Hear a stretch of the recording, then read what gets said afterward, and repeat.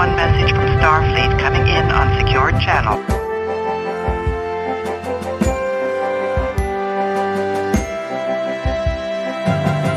You're listening to Captain's Logs and Lightsabers.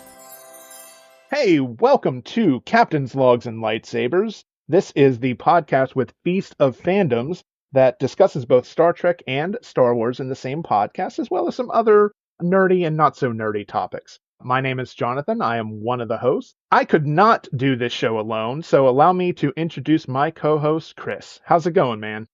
I'm doing great. Hello, everybody, and how are you doing, Jonathan?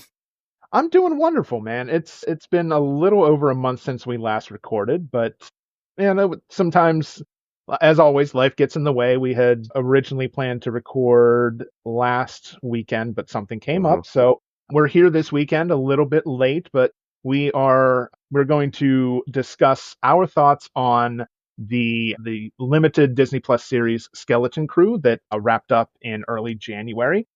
Just to give you a little teaser, Chris and I both love the show, and we're looking forward to breaking it all down for you today. But before we do that, let me turn it back over to Chris and ask him what he has done in the past month for our Fandom Frontier topic. So if you've been listening to the show for a while, you know that this is kind of our chance to talk about something we did outside of Star Trek or Star Wars. So, Chris, what's your Fandom Frontier for this one? Alrighty, so 2 weeks ago, I went to the Monroeville Convention Center. I have to look at my bracelet. I still have it on, but it's called Totally Rad Vintage Fest.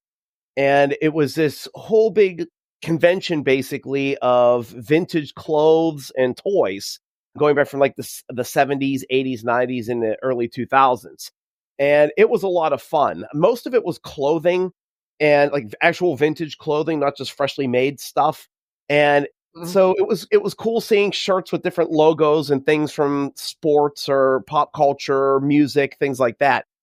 But it was also fun seeing them selling old vintage Nintendo games, Super Nintendo games, Sega stuff. That was really neat. And actually, some of the toy stuff really kind of was what got me.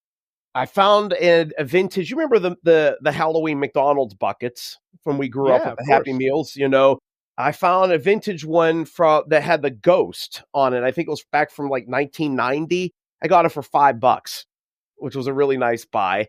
And bought a DVD, something called Robot Chicken. I never had something with Star Wars on it, and it was like a spoof of Revenge of the Sith. And it was really you've never heard of Robot Chicken before? I've heard of it, but I've heard of it, but I really didn't think about it. I heard it like in pieces, but I never watched it. So, and it was ironic that I found it and I bought it for $5, but because one of my clients that I was seeing that morning actually brought it up in the middle because he's a Star Wars fan. And so to actually see it actually a couple hours later at this convention, I'm like, well, maybe fate's telling me to pick this up. So I picked that up, and that was, so that I haven't watched it yet, but I plan on doing that. But it was a lot of fun. I found a lot of old, my wife's really into New Kids on the Block. There was a ton of New Kids stuff that was there, but she didn't want to buy any because she already bought it a long time ago. But I mean, I found old like stuff, other McDonald's Happy Meal stuff like the McNugget Buddies. Saw a few of those from back in the day. Just a whole bunch of that kind of stuff. What was weird about going was I'm so used to the setup in there for Steel City Con that when I actually went in there and it was laid out differently, and I was walking through places where the tables are usually sitting, it was actually disorienting going in. Which I thought was very weird. I'm like, why am I disoriented in a place that's just the way it's laid out? It's just my brain was so geared to it. It was just really weird. I got dizzy a few times. Yeah. But other than it was fun. They even had a setup where you could actually use old like my Apple computers. They had an iMac setup. They had some sort of Macintosh PC there from the early 90s there that you could use. They had old arcade games there that you could play. They had a Nintendo setup. I think they even had a Nintendo 64 or Genesis, something like that. It was just this really neat section of vintage video games. And then there was a spot there where they actually had old toys that were considered dangerous.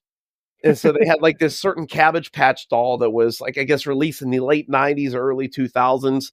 there was something about it that was dangerous. They had a pogo ball in there. Remember pogo ball? Oh yeah, I remember the pogo ball. I think You I know? had one actually. Yeah. So they talked about how they never recalled the pogo balls, but they said about how dangerous they could be. And if you remember when you were learning how to use it, you could fall right on your face. There was nothing to hold on to, unlike a traditional pogo stick where at least you have the handles. Exactly. It was just, so they had that in there. Let's see what else. They had something called Sky Dancers. I don't remember them. I guess they were around in like 2000. These toys, I guess they would go flying up, but they would like hit you in the face or poke your eyes out, things like that. So they had that kind of stuff, which was kind of fun. And then they had little sections they had like a section that had like Walkmans and a Discman and the very first iPod. So they showed different growths in terms of like different things to listen to music on as the years went on, which was really neat. So it was the coolest thing. We only stayed for a couple hours. It's not like they had like big events or anything like that or guests or anything. It was more like just buying stuff. Yeah. But it was fun. So that's how I geeked out in the last month. How about you? Nice. That's actually really cool. I can't believe you'd never watched Robot Chicken before buying the series. You are in for a treat because it's irreverent, it's hilarious. Nothing is sacred, which is kind of cool. The show was, I think, produced and heavily involved was, why am I drawing a blank on his name now? Seth Green? Seth Green, yeah. Jeez. I had it and then I lost it and I couldn't bring it back. But yeah, Seth Green is heavily involved in that show as a producer, and I know he does voice acting for the show. And he's such a big nerd, and it's great that I can't wait for you to have that experience of watching Robot Chicken. Oh, cool. I'll let you know how it goes. Now I'm going to have to go home and watch it tonight. I have it right in my man cave, sitting there. So I'll put it in and just see how it goes. I'm looking forward to it. Yeah, you'll get a kick out of it. We'll have to talk about it on the next episode. Cool. So Kylie and I have been doing for the past couple weeks. We've talked about it for about 2 or 3 years, but in our area where we live, the Laurel Highlands Chamber of Commerce, which kind of covers a lot of area in the 3 counties, including the one that I live in. There's Somerset and Washington County have a couple entries, but basically the Chamber of Commerce does what's called a Pour Tour every single year, and they've done this for about the past 5 years. This is the 5th year they've done it, and you can either get a paper passport book, or you can use the Laurel Highlands Chamber of Commerce app on your smartphone, and for each unique location that you visit, and it's the list is comprised of microbreweries that brew their own beer and ciders. They have wineries, which, wineries have been around this area for quite some time. Sure. And then they've started to, because Pennsylvania has started to relax a lot of its liquor laws and allowing for more small businesses to produce liquor within the state. There are distilleries, like, there's a couple whiskey and bourbon distilleries. There's probably a vodka distillery that you can visit, and just for every unique location that you go to, you can get your passport stamped. And for every stamp on your passport, it becomes a reward point. And then once you've got enough rewards points, you can redeem the points for just different items that, are related to, drinking vessels or related to the Pour Tour. Like one of the things they have is like a silicone cooler. So you can put ice in it and then put your bottles in it. There's a logo t-shirt, and one of the biggest prizes you can get is, it looks like a growler cooler. So you can put those big 64-ounce bottles in. It keeps them cold and insulated.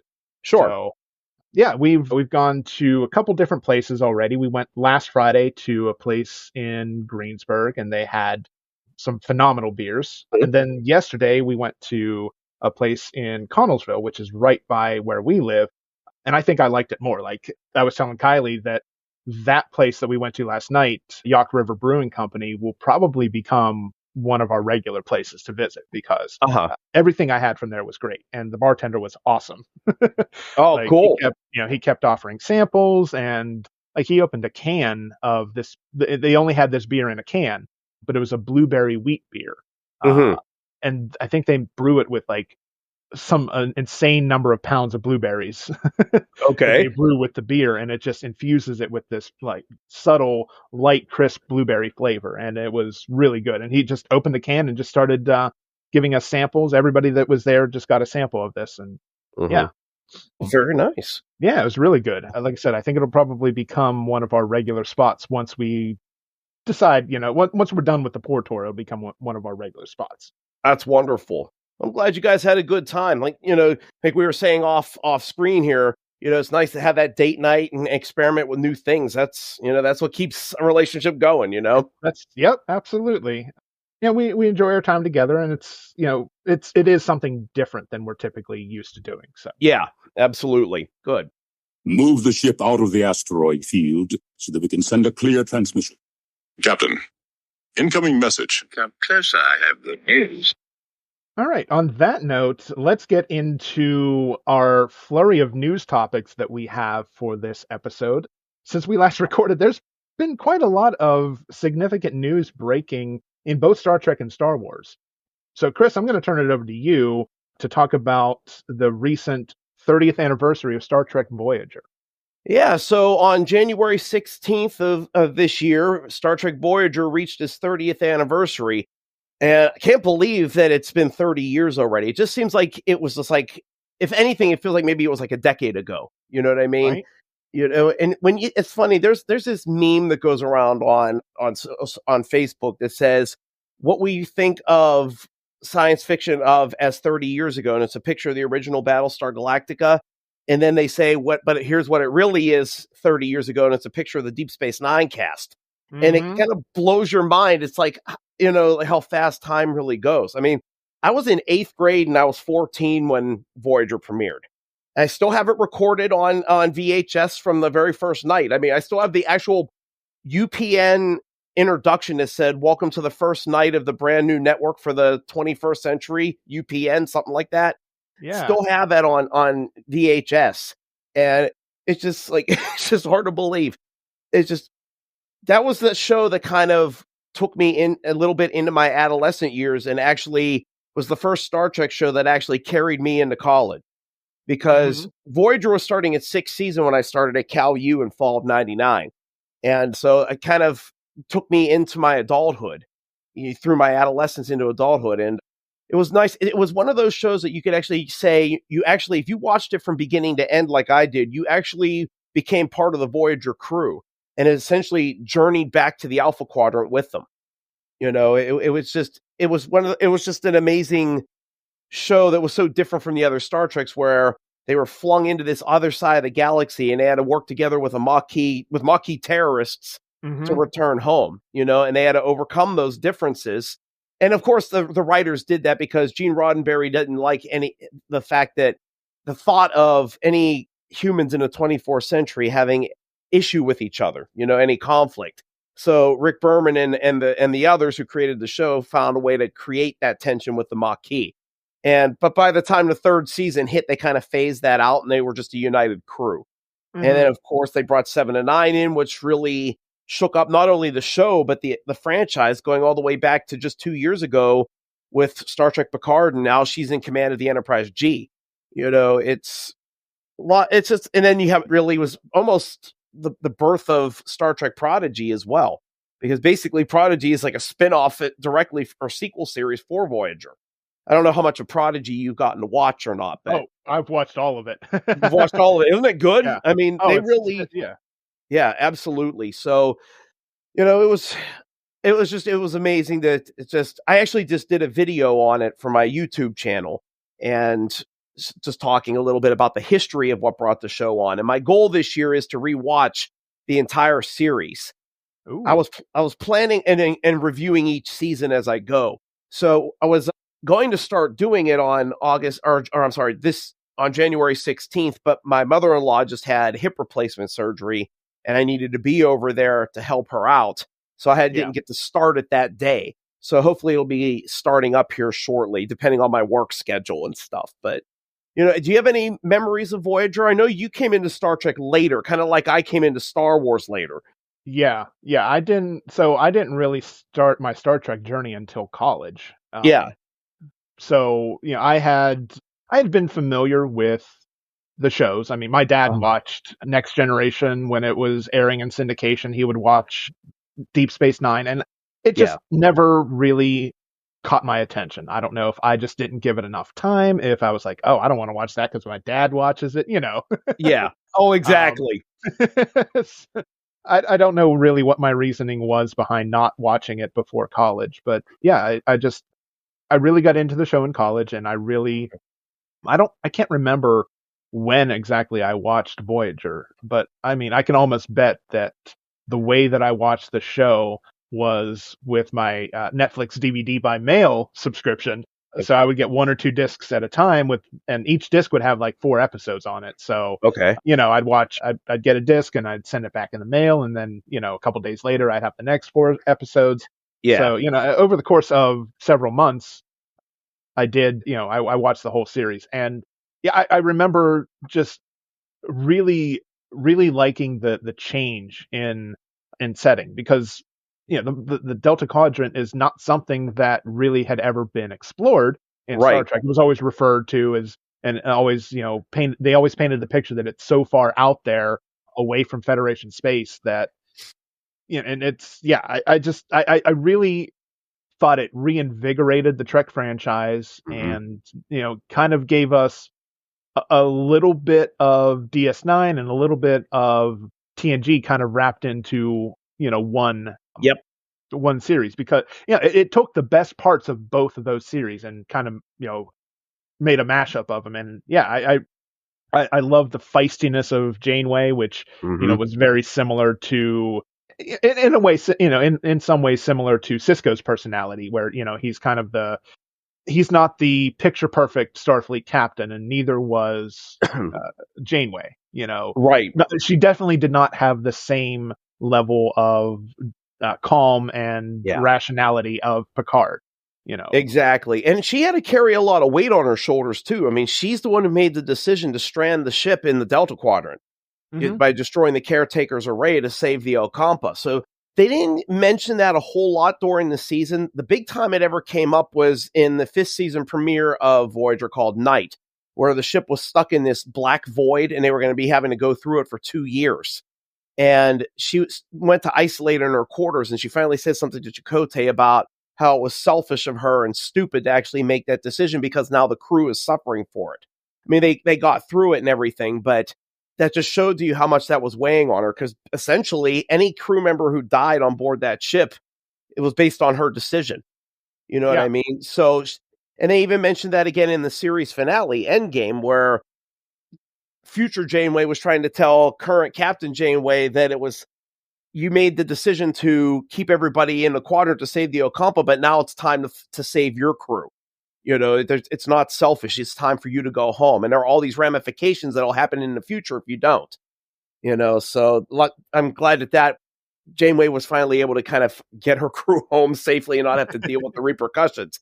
But yeah, I mean, and of course we can't talk about Voyager without saying that she was the first female captain of a Star Trek series, which was a big deal at the time.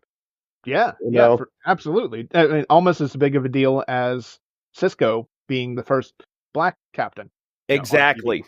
Well, he entered the show as a commander, but he was eventually promoted to captain. Sorry, spoiler. Yeah, he was the first leading. Had over 30 years.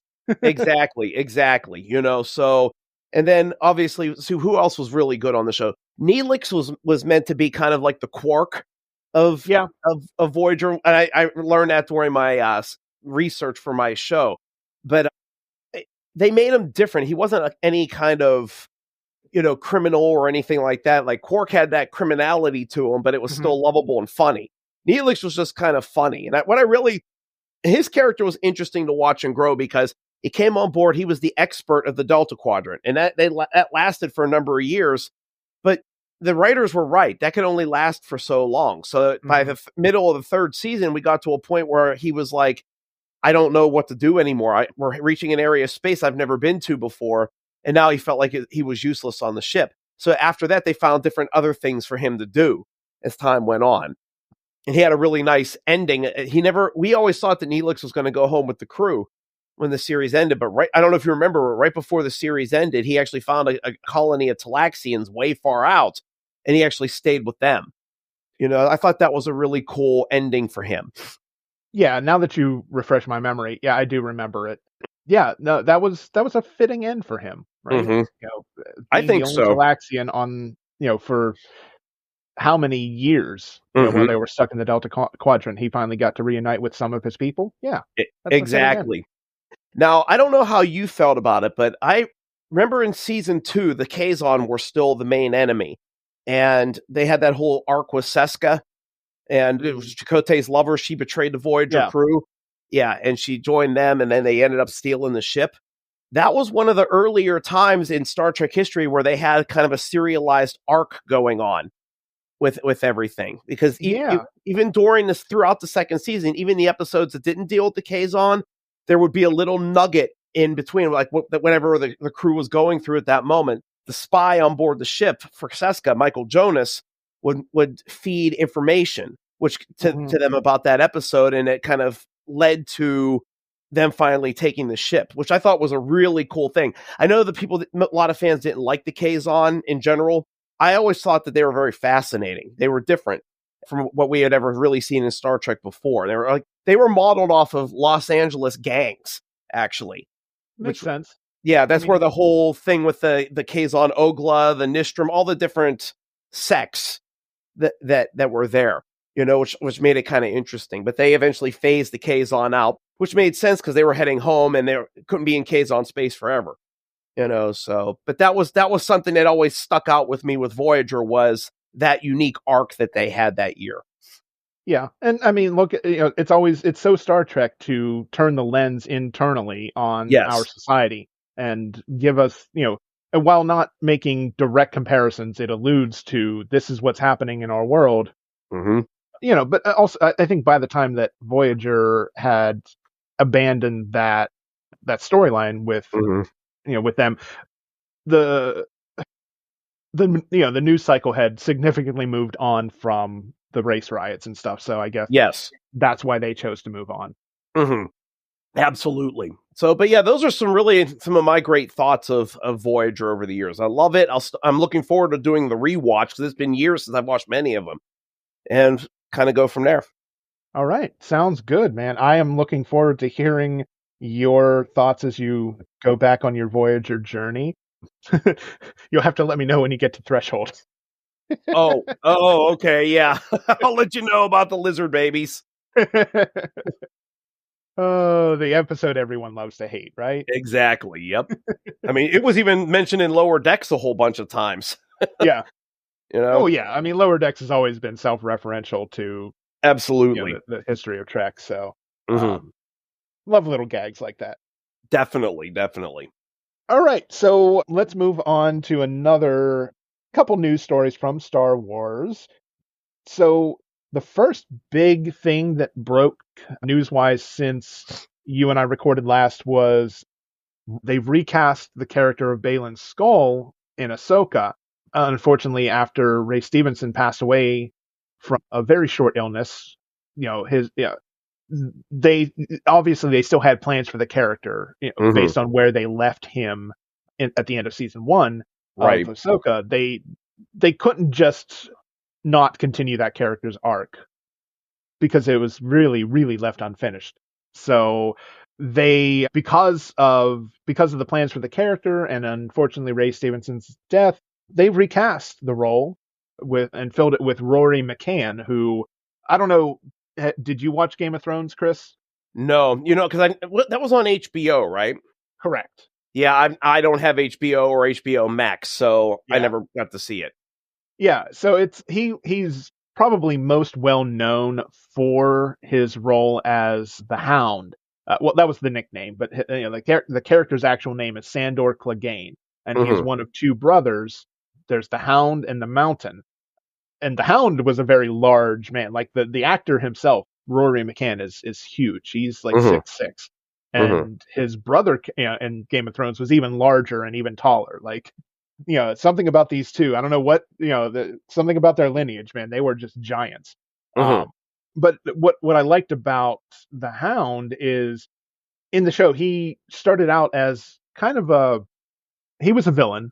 He was one of the primary antagonists in the first couple seasons of the show, but he started to grow. He started to really question his loyalties, and essentially, he had a really good character arc in the show. And yeah, I really like the actor. I'm really excited to see where he takes Baylan Skoll. Mm-hmm. So, Yeah. do you know him from anything? Like, have you ever seen? Did you see the new Jumanji movies or anything like that? No, I haven't. I haven't. Okay, because he was in one of the. He's kind of a character actor in most stuff. Okay. He's not really a recurring character in a lot of stuff. He's more used. He's other than his role in Game of Thrones, he's used very sparingly in movies and shows.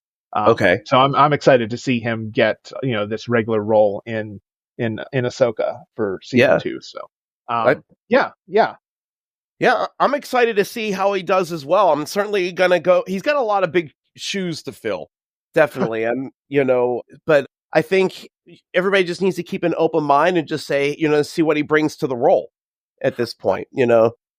I think overall the fans are actually pretty pleased with the casting. Good. I mean, I know when I saw the announcement, I was like, yep, he can do it.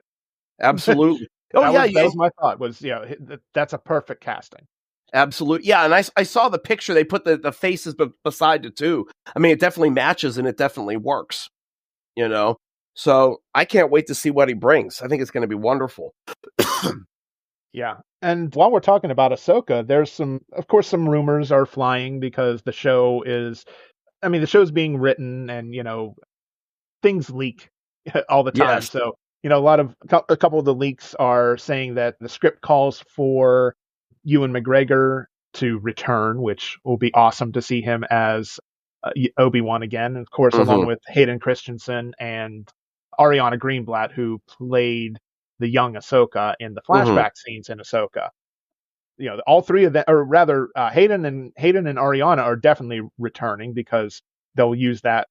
They'll use the flashback sequences to pretty good effect, I think. Again, but yeah, I'm excited to see Ewan as a young Obi-Wan coming back in flashbacks because, yeah, I just, of course, love that character. Oh, absolutely. Yeah, I mean, if he certainly has the energy for the role still. I mean, everything when he was in Obi-Wan Kenobi, his own series, I mean, he did a phenomenal job. So actually getting to see him in live action in the Clone War gear, kind of like we did with Hayden Christensen, is going to be exciting. Nice little nuggets and going back to the show. And he's really kind of the only piece that's missing from those flashbacks in Ahsoka. Yeah. Yeah.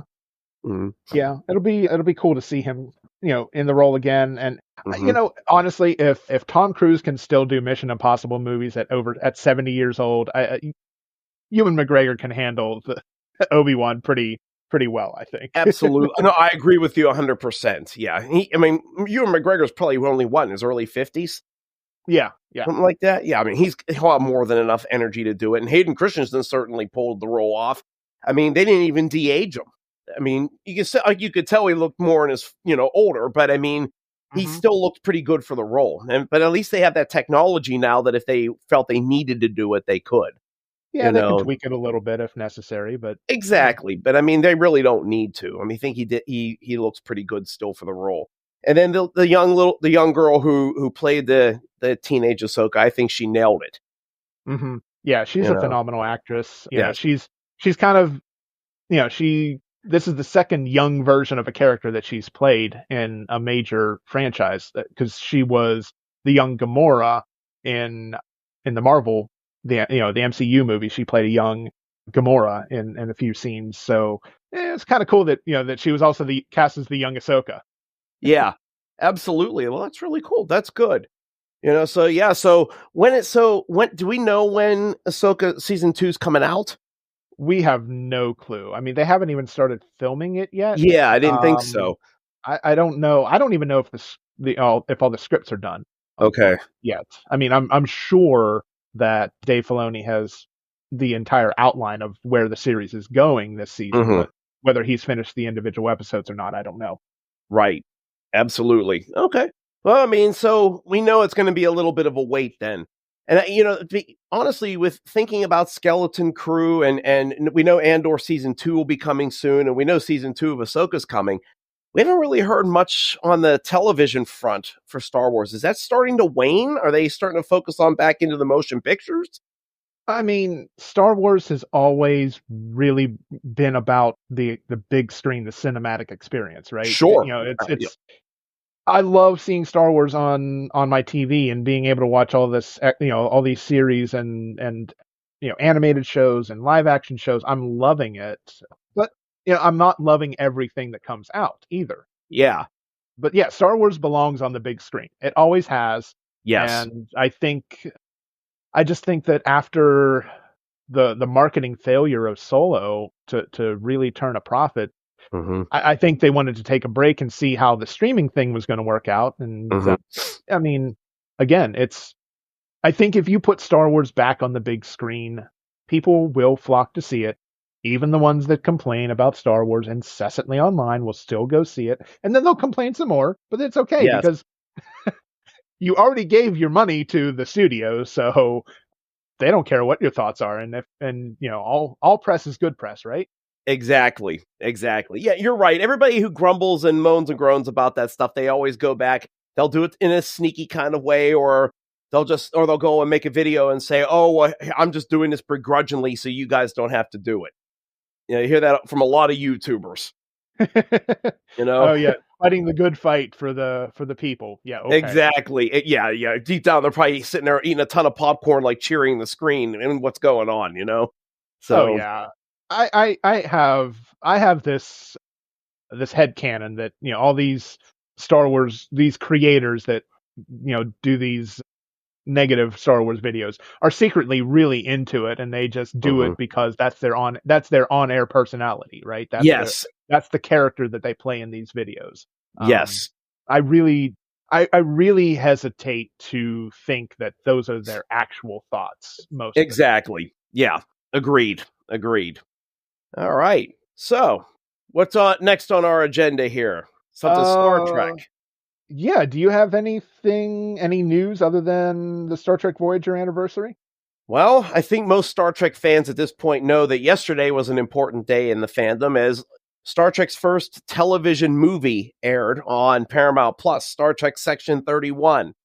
So I was like, okay, this time I'm really going to watch. Lately I'm not a big, I don't like streaming. I love TV and stuff like that. And I don't have a TV at home that really does that, as weird as that sounds. So I have to watch a lot of my stuff on the computer. So sometimes I've gotten behind watching Star Trek and not on opening day, which used to always, what I would always do.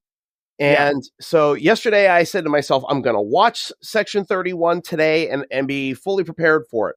Well, I was watching a political video on YouTube and I got enthralled and I ran out of time to watch it. So I was like, okay, when my wife and I come home from dinner, I'm going to watch it. Well, I'm on the tail end of fighting a cold and I was really tired yesterday. So 6:30 in the evening, I went to bed and woke up at 8 a.m. this morning to go to work. So I have not watched Section 31 yet, and I plan on watching it tonight. That being said, I've heard basically nothing but negative reviews. I'm trying to avoid stuff so that I can go into it clean on my own, but I'm hearing people saying it's the worst Star Trek that was ever made. It's Star Trek in name only. Alex Kurtzman, this is the nail in the coffin for him being the leader of the Star Trek franchise at this point. So, and I even saw a picture yesterday of Rotten Tomatoes giving it only an 18% score in terms of approval. So I was already pretty bad. Yeah, so I was already going into this project saying, okay, Section 31 is the complete antithesis of what Star Trek is all about. But obviously I try to go in with an open mind with everything just to kind of see it for myself. And I'm not surprised that people are saying this, but I'm actually seeing some of I have a lot of Star Trek fans from all over the world that I'm friends with on Facebook, and they've loved everything that's come out from Discovery, everything, and they're actually beating down on this. And it was like, holy cow! I think the ones who have really been supportive of a lot of the newer Star Trek are turning against it. This must be really bad. you know, you know. Yeah. So I'm curious to watch it from that end, just to kind of see, what it, why everybody's hating it so much. But I kind of get a vibe, But what are your thoughts? Did you get to watch it yet? I watched some of it last night, but I don't know if the movie I just wasn't into or if I was just completely worn out from my week, but I fell asleep while watching it. Probably made it about halfway through before just completely giving myself over to sleep. From what I saw of it, it doesn't know what it's trying to be, as far as it doesn't know what it's trying to be. It doesn't know the story it's trying to tell. It's trying to do Marvel movie style comedy with really random bad jokes, and just the plot of the movie is not cohesive. It's like Star Trek colored Guardians of the Galaxy, but nowhere near as heartfelt, or just it tries to be zany and it just does not work. Mm-hmm. Okay. So, yeah, I don't know if I'm gonna put myself through the torture of restarting from the beginning. I think I'll just try to watch what's left and piece together what I missed while I was drifting out of consciousness. I got you. Okay, so you're gonna be one of those YouTubers. I'm gonna take one for the team, huh? No, I'm not gonna make a video about it, but I would just say this: watch it if you're a completist. Otherwise, don't waste your time. Gotcha. Okay, well, that's good to know. At least I know kind of what I'm getting into tonight with everything. So, yeah, I'm kind of. And if I'm talking if I'm being that negative about something, it must not be good. Exactly. Yeah, because you've been more like, I'm not going to say I hate New Trek. I'm not going to say that. I mean, like I've said, I've been very clear about what I don't like about just Discovery and Strange New Worlds. And I'll say it again. It's only about the continuity issues, because that's just the way my brain's geared. The cast, the characters, I had no problems with any of them. I enjoyed all of them, but there are a lot of more people that have been more open about their love of the newer Trek. And it's very disconcerting to see so many people literally ripping this film apart who have loved a lot of the new stuff. It just doesn't set well with me. So I'm kind of a little nervous about going in and watching this and being like, is this really could this be the beginning of the death for this era of Star Trek? If I don't know. I don't want to jump the gun. I just want to watch it for myself and see what happens. And then I'm going to do a video on it for my YouTube channel, and then go from there and see what happens. Just let it die a painful death. Yes, I do get buried in streaming. And I really do think that's what's going to happen. So yeah, we'll see. Yeah, I mean, do we have the Starfleet Academy show this year? Do we have the first season this year? They're filming it right now. I don't know though if they actually gave a time frame for when it's going to be released. To be honest with you, I don't even know if they have a date set yet for season 3 of Strange New Worlds. Right, but at least that show is done. It's done. It's done filming. Right, and they're prepping season 4. They just haven't given a release date yet, which I'm kind of surprised about. But you know what? After, if Section 31 bombs, I can imagine that the Paramount Plus is going to say, okay, you know what? We're going to give you a date, so that way you guys say, hey, there's still something to look forward to, something that might clean the palate a little bit, instead of holding off on the release date. Yeah. I mean, do you think they'll hold off until First Contact Day to tell us when it's coming back, or you think we'll know beforehand? To be honest with you, I mean, it wouldn't have surprised me if they would have held off until First Contact Day.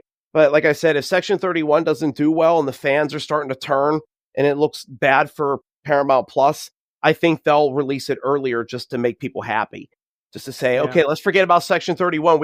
We say Strange New World's the best Star Trek that's come out in this whole generation right now. You got to come in very soon. That's what I'm thinking. Yeah, let's hope. Just to clarify, First Contact Day is very early April. I think April 5th, right? April 5th, yes. Because in First Contact, it was April 5th, 2063 when Vulcans made contact with Earth. Okay, perfect. Yeah, so it's not that far away. I mean, we're already Mm-mm. towards the very end of January, so Sure. yeah, it'll be interesting to see what we find out if we get any news earlier than that on the show. Absolutely.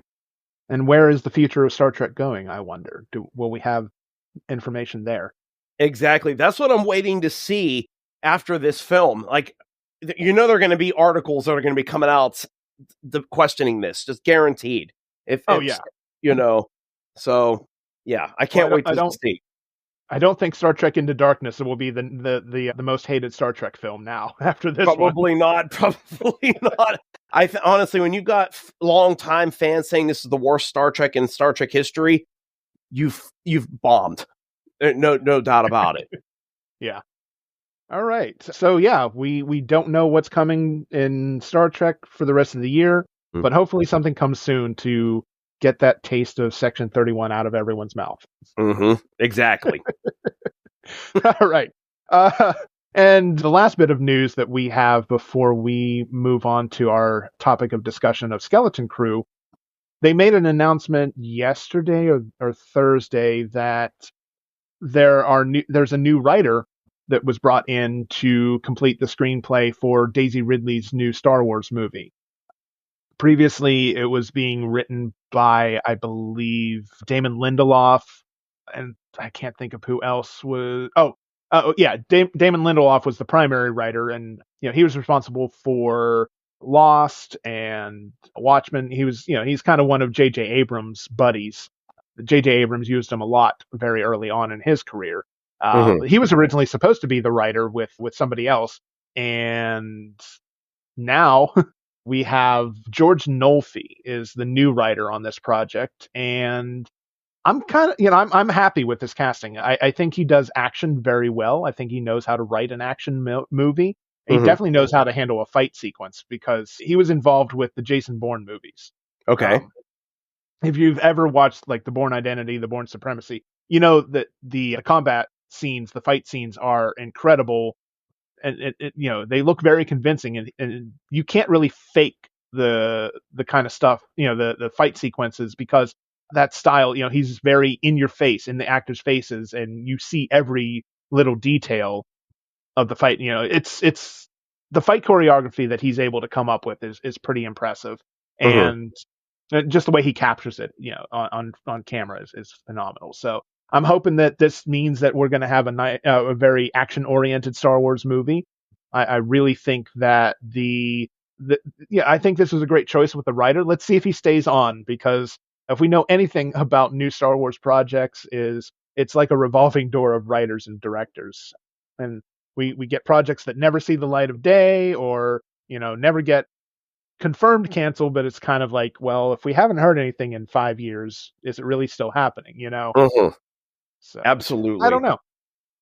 Oh, that's right. There's another bit of Star Wars news. Well, anyway, we'll get to that at another time once it's confirmed, because it's still kind of rumor and hearsay at this point. But okay, have you ever watched the Bourne movies or seen anything that George Nolfi was involved in? No, I did not. No, but I heard what you're saying about the action scenes. A lot of people were saying, yeah. So I'm really thinking that this could really be hopefully a gritty Star Wars movie with the fights, at least, because that would be something different for Star Wars. Absolutely, and it would be great to see the new Jedi Order finally getting built, and seeing if the Sith, what happened if the Sith come back, or if they create some sort of new kind of villain that the Jedi now have to deal with. That's Force, maybe Force sensitive. Who knows? Right now, the sky's kind of the limit. Yeah, kind of. So it'll be a lot of fun, and it'll be great to see Rey again. I thought she was a very fascinating character, and I'm sure they're going to probably pull some of that dark side, light side kind of stuff into it, because now that we know she's biologically a Palpatine, I'm sure she's going to be fighting that in her, in who she is for her, as she continues on. Right. I'm really excited to see where she goes with it, because I think that Daisy Ridley, when she has a good director behind her, somebody who knows how to work with her, I think she can do great things. I just don't know if J.J. Abrams did Rey justice, Uh-huh. by the end of it. I just don't think he used her the way the way she's best used. And yeah, I'm just really, the reason why I say about Daisy Ridley that way is I recently watched on Disney Plus. It's called Young Woman in the Sea, Okay. and Daisy Ridley is the star, and she plays the first woman to successfully swim the English Channel. Nice. The movie is about her journey to to become to be the first woman who swam across the English Channel. And by the way, she set the record. Not only did she do it, but she set the record by over almost 2 hours, I believe. Oh wow. Okay. Previously, and this takes place in the late 1920s. So okay. Prior to that point, nobody but men had successfully swum the English Channel. And not only was she the first woman, but she also set the record. She beat the record of every other guy that successfully did it. Wow. Okay. It's almost like based on a true story too. So nice. It's kind of like the Amelia Earhart, only in water. Yeah. That's an apt comparison, I would say. Yeah. Mm-hmm. Yeah. Yeah, but if you get a chance to check it out on Disney Plus, do. Cool. I will definitely do that. Definitely. All righty. Anything else you want to say about Rey and her movie? Don't get technical with me. Logic is the beginning of wisdom, Valeris. A Jedi uses the Force for knowledge and defense. No, I think we've pretty much covered everything there is to cover. Do you want to tap into your inner pirate? And, yes, me matey, absolutely. Man, so we're going into the review of the first season of Star Wars Skeleton Crew. So this series, I actually, when I first heard about it, I was really excited about it because part of it reminded me of Star Trek Prodigy, which was about these, kids finding a ship and going out and having adventures. So I was like, okay, it worked very well for Prodigy. I wonder how they're going to pull it off with Skeleton Crew. Are they going to kind of duplicate it or have their own little unique backstory to it? And what was nice is that with Prodigy, you had this ragtag team of kids who are basically slaves on a slave planet find the ship, and they get to kind of experience life for the first time, minus being slaves. These kids were in Skeleton Crew are actually coming from a place of privilege almost. If you kind of think about it. I mean, Aten was this beautiful, idyllic world that was isolated from the rest of the galaxy. They all had good lives going on, but Whim comes in and we see somebody who wants more than just wanting to be working for some sort of company on the planet, just doing what's good for the better good of Aten, and so they bring these kids of privilege. They find this ship and kind of get thrust off into an adventure they weren't expecting, and really kind of learning who they were and what kind of abilities that they had as they went off on these adventures. And definitely it felt like watching the Goonies without a doubt, which I'm sure was obviously that was like the inspiration behind this series. I mean, it was fun to kind of take it in that route, even down to SM-33 growling like an old pirate, it was really great. So I watched, what was it, 8 episodes, right? I mean, correct. Yeah, it was. Every single one I watched, it just dragged you in. It sucked you in. You just wanted to watch what these kids were going to be going off and doing in each episode. What was the next adventure? What was the next piece of the puzzle about this treasure that the galaxy's been talking about all of these years? What was the mystery of the barrier? Why were these 6 planets throughout the galaxy blocked off, from everything else, and it was a fun adventure. It made you feel like a kid again, kind of watching it, So right. What were your general thoughts? I mean, overall, I love the story. I love I love the idea of it being a 1980s kid venture. Yes, kind of like in the same vein as E.T., Goonies, Explorers, even Red Dawn in a way, right? It's that it's the group of kids who, against all odds, end up being successful in their mission, and they grow as people throughout the entire series. and it was nice because the characters did get to grow each Mhm. and every episode, as they learned, as they became more understanding of the galaxy not being the idyllic place that they came from, Mhm. and learning that they can't just trust everybody that they come across, that there are people who don't want to, that don't have that sense of wanting to help and be and contribute to the galaxy, the greater galaxy good, Mhm. and it's a hard lesson that kids do eventually learn in life. And Mhm. and hey, film and TV are really good at teaching us those life lessons. Mhm. Absolutely. Absolutely.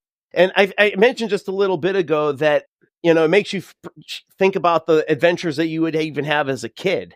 Like, I mean, at the beginning of the series premiere where you saw Wim and, was it Neil? Neil, and they were Mm-hmm. doing the lightsaber battles with each other.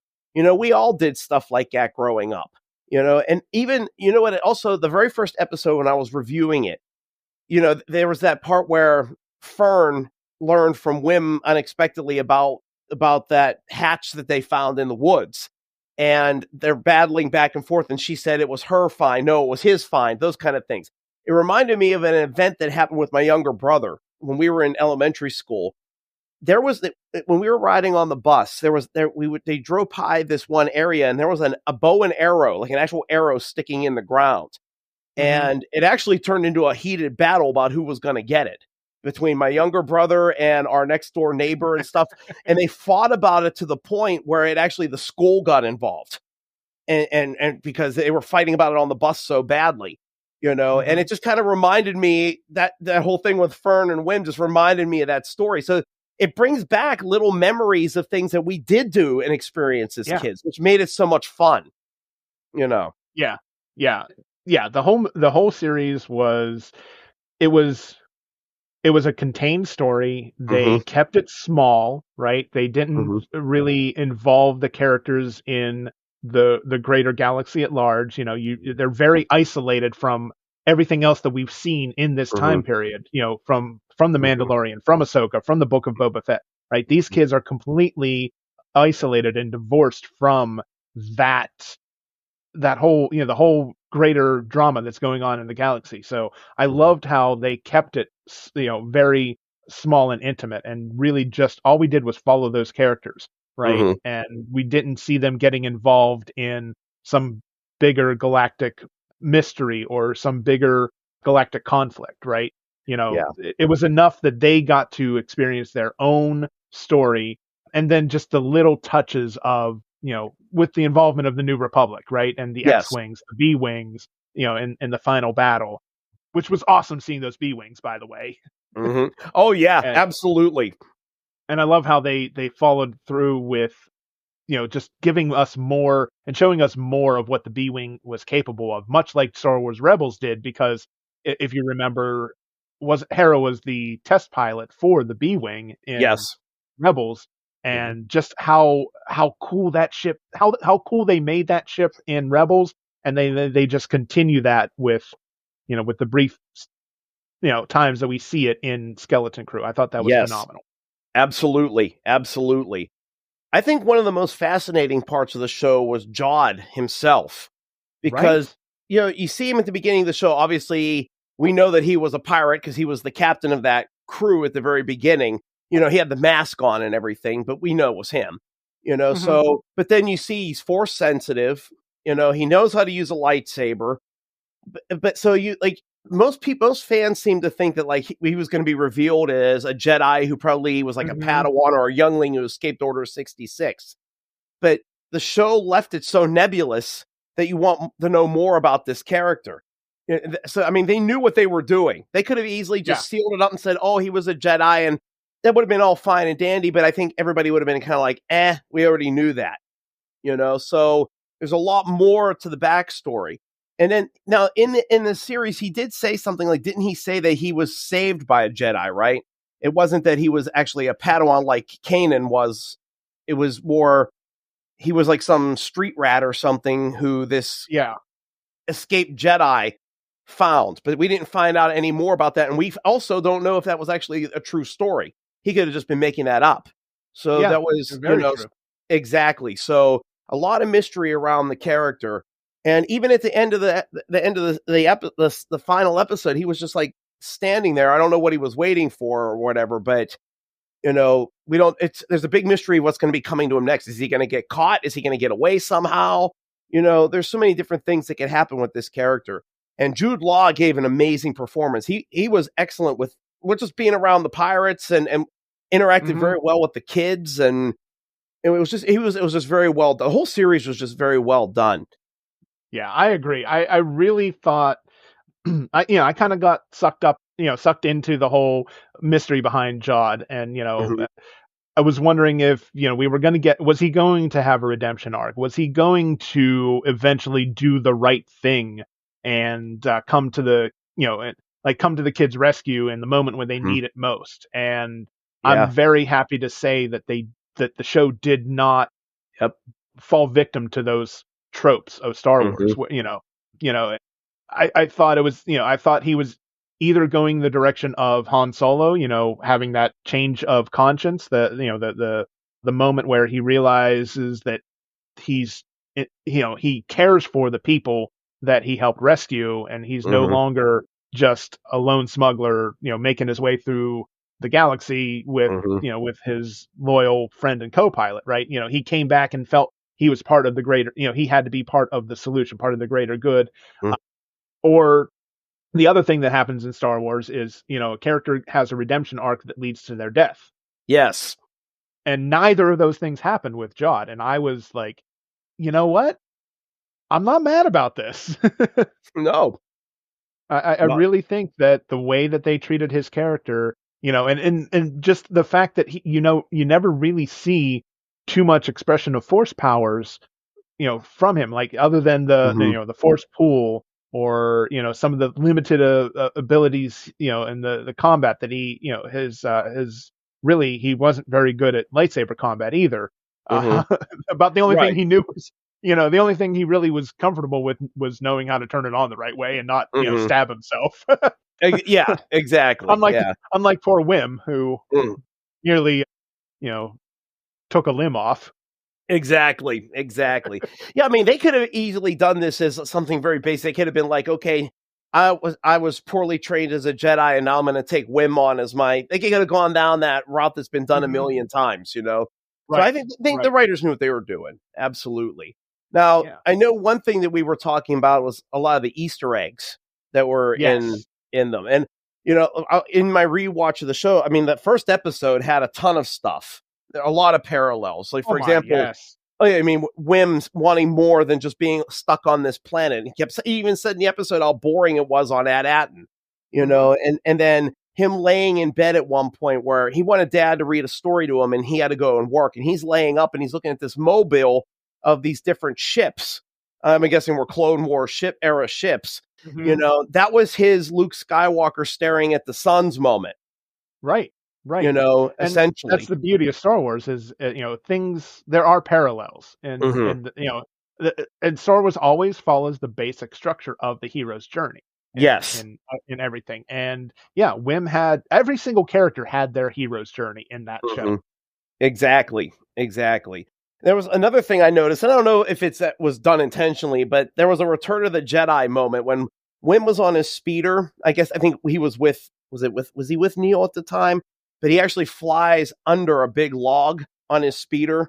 It just kind of reminded me of Luke and Leia going through the forest of Endor, and they went under that big tree that one time.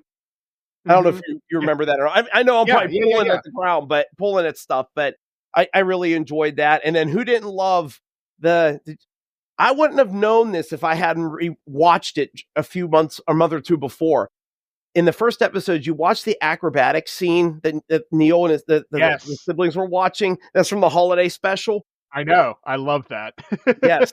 I couldn't believe they actually added that. It kind of like added some canon touch to the holiday special, which everybody hates. That was really cool to see. Yeah. I love the first episode, the first time we see Jod, infiltrating that ship with his crew. Yes. And he grabs the one person, the one crew member on the ship by the throat, very similar to how Vader makes his entrance in Episode 4 in A New Hope, in the very first Star Wars film that we were treated to. Yes. I thought that was great.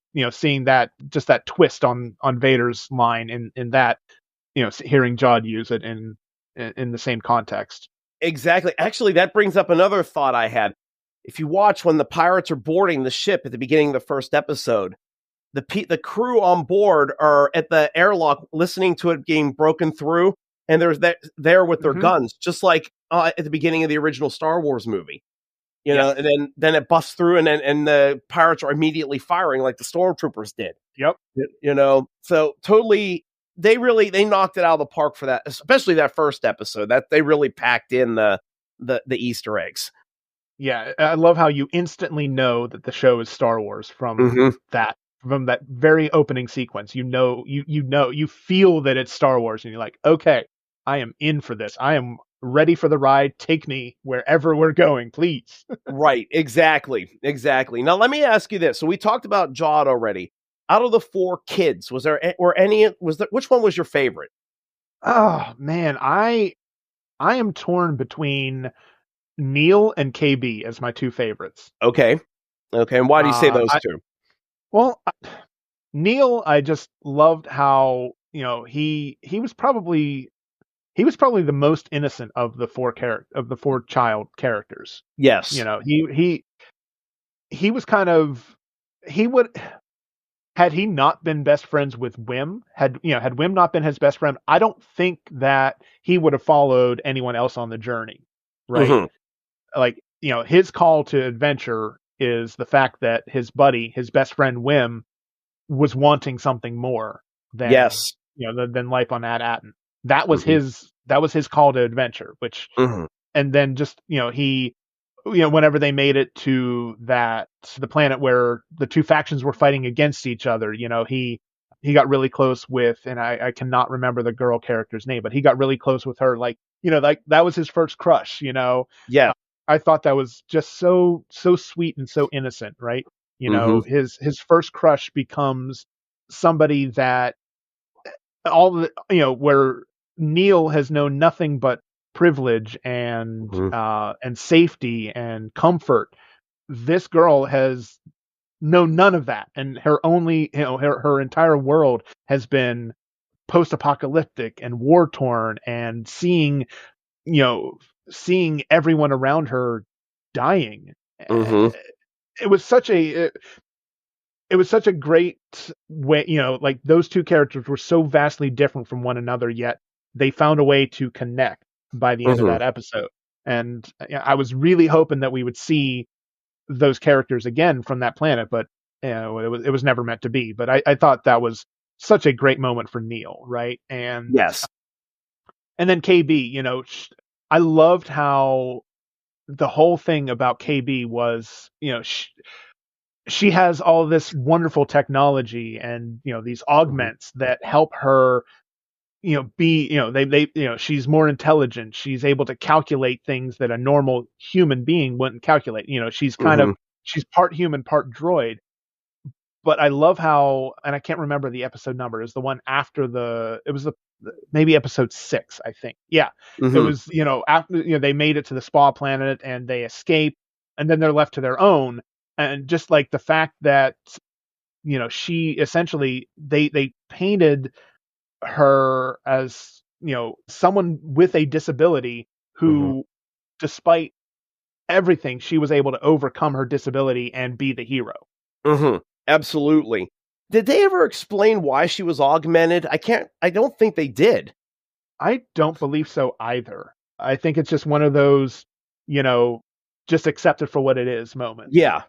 Kind of like with Geordi LaForge in Star Trek. They always just said he was born blind. That's kind of what KB's thing on her face reminded me of, was the Star Wars version of the visor. Yeah, very much. And I'm sure that was not unintentional. Sure, I'm sure. But yeah, I mean, she was and what I liked about KB also is that she was very grounded, kind of, and down to earth, and she kind of had to rein Fern in a little bit. Kind of had to be like the moral piece of her, because Fern was that more out, I'm kind of swashbuckling. I want to be a leader, she just kind of put different things into perspective for Fern, to slowed her down to some degree, you know. But I mean, it's kind of speaking of Fern, I really like her character. I like how she's this kind of like this kind of tomboyish, kind of like she wants a little bit of danger. She's like the equivalent of Whim, you know, and where, you know, they both want adventure, they both want excitement. She doesn't necessarily want to leave Atten per se, but she gets really into danger and things like that. And then she decides, oh, well, when they go on this adventure, oh, I know best. I'm going to be in charge, and that's the way it's going to be. And then she her ego gets kind of stamped down when there are a lot of different issues that come up during the mission. She even says to Wim, like, I think she regrets even wanting to be the captain, you know, at that point. Yeah. So she kind of learns a little bit about herself where she needs to step back, and you can't just always just immediately be in charge of something. You have to earn it. You have to develop these skills, you know, you know, and the young girl who played her, I mean, nailed the part. I mean, just, you know, she didn't make her seem, she didn't overact it or underact it. It was just like, you could just tell she just knew how to play this kind of vulnerable character. And it was, and made it believable that she was actually learning from mistakes that she made. Yeah, she got a double serving of humble pie, right? Yes, absolutely. Absolutely. And like I say, KB was there to rein her in. You know, because certainly Neil wasn't strong enough to do it, and Wim, she would just be pretty much, I guess, if Wim said anything, it'd be the opposite. KB was the one who was able to connect with her, and you know, it worked out. So I'm still trying to debate. I asked you who your favorite characters were. I don't know who mine was. I'm leaning toward KB, and again, I think it's because of what you said with her in episode 6. You know, where she decided to go off with Wim instead of Fern, because she didn't like the way Fern was kind of leading and treating everybody, and the decisions that she was making, and just kind of getting to see her being vulnerable and kind of getting to know a little bit more about her. I think you're right. They didn't really go into any explanation about why KB was the way she was, and that was fine. You know, it was just that she just happened to be that character. It was just a normal part of the Star Wars universe. Some people were augmented. You know, and it just goes to show you that we don't need an explanation for every little thing in Star Wars, right? Exactly. Like, you know, from the very first movie, you know, you watch the cantina sequence for the first time, and you see this insane gathering of characters, and every single one of these aliens is unique. And you know how many times you were like, oh, I wonder what that character's story is. I wonder what they did, you know, how they ended up here at this cantina, right? And that's the beauty of Star Wars, is you need that ability to just be able to imagine and make your own headcanon around these characters' backstories. And yeah, I think it really captured the essence of Star Wars without holding us by the hand and explaining every little thing. Absolutely. Absolutely. Alrighty. So what else would you like to discuss about this special show? All right. So I know that me being the lore junkie and being into a lot of the books and the side stories that occur outside, that aren't film and TV series, they're in print media or print form and game form. Right. I was wondering, what in the world is the story behind Atten? What is the great work? Because until we found out that it was a mint, right? A Republic mint, my mind was going in all different directions, because, having read the High Republic books, they, in that whole series of books, everything kicks off because the Chancellor of the Republic at the time has a plan for the great works. And one of those, the thing that the catalyst for the entire High Republic arc is the first of the great works, the Starlight Beacon. It was basically almost like a satellite that was able to but it was a space station that was able to relay messages further into the galaxy. Like, they were able to explore more. And I thought, okay, so the great works, okay, and the whole thing, with them not knowing about the Empire and not knowing about all of that, I was wondering how much do they know about the galaxy outside? Have they really been has this this planet, has this colony been isolated for 200 years? Do they still think that they're in the High Republic era? And I'm not going to say I won't say that I was disappointed that it didn't connect, because going back to what I said earlier, it was nice that it was a self-contained story.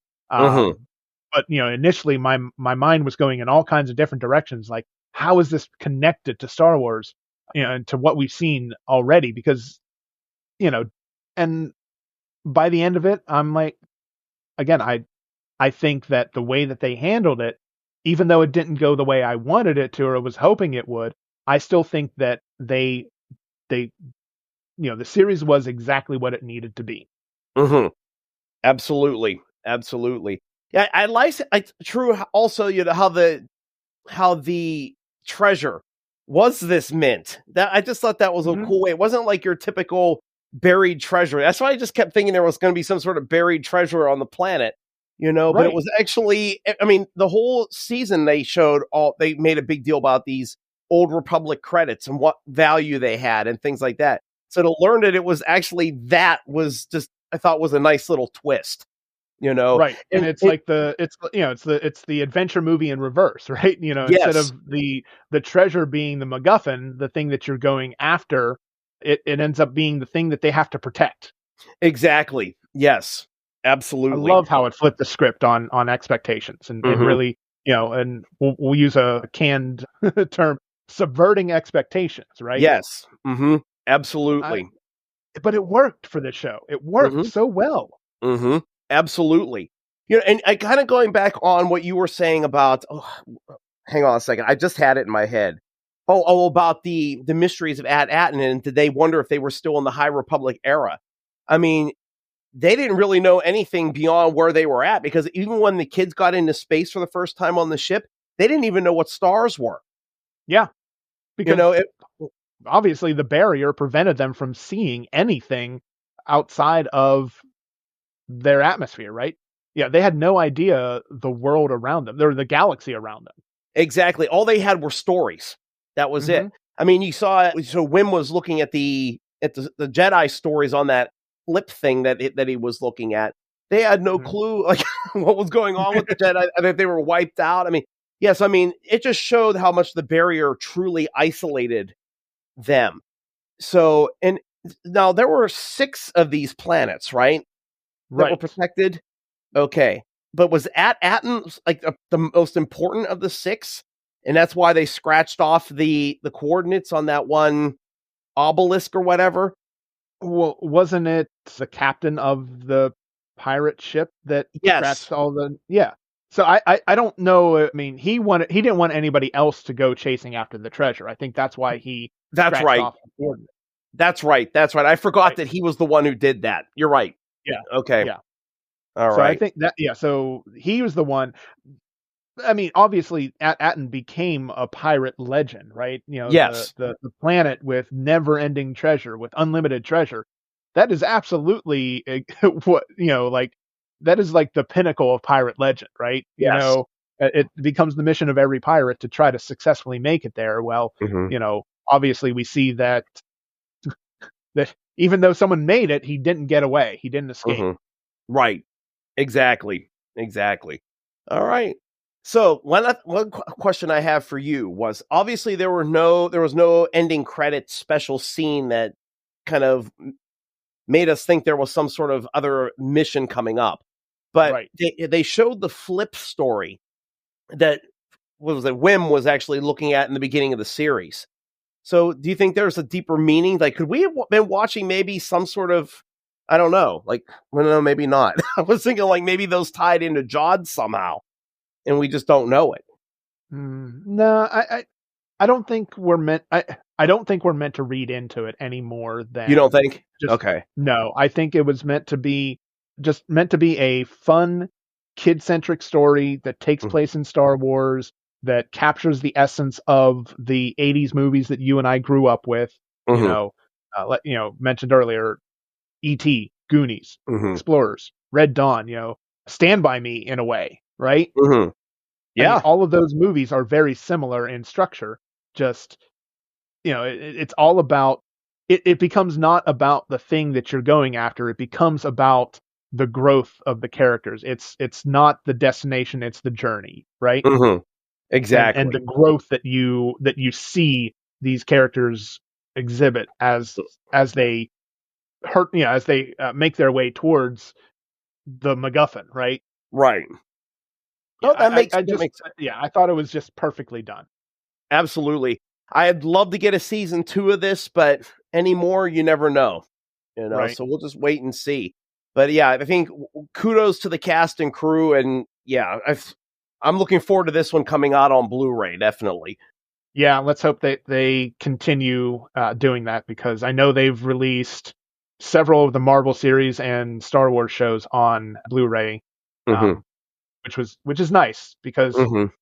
it's nice to be able to own those things Mm-hmm. in the event that Disney Plus goes away. Mm-hmm. We would lose those things if we don't have them on physical media. So that's good. I'm really hoping that Skeleton Crew does get the physical media treatment. Yeah. Absolutely. Cool. All right. Well, I think that's about it for us today. I think that's what we had planned to discuss. Yeah, I think as you can tell, we both really, really enjoyed Skeleton Crew. Mm-hmm. I would say it's definitely in my top 3 of Mm-hmm. Disney Plus shows. Mm-hmm. I would agree with you on that. I would say probably Mandalorian's probably top. Then for me, Obi-Wan Kenobi, I love that. I was drawn to that, and I still watch it over and over. And then I would say Skeleton. Honestly, you're one of the few people that really loved that show. A lot of people really didn't like it for whatever reason. Absolutely. Yeah. I think they were afraid of continuity errors, but I think I was able to kind of in my mind work out how it made sense.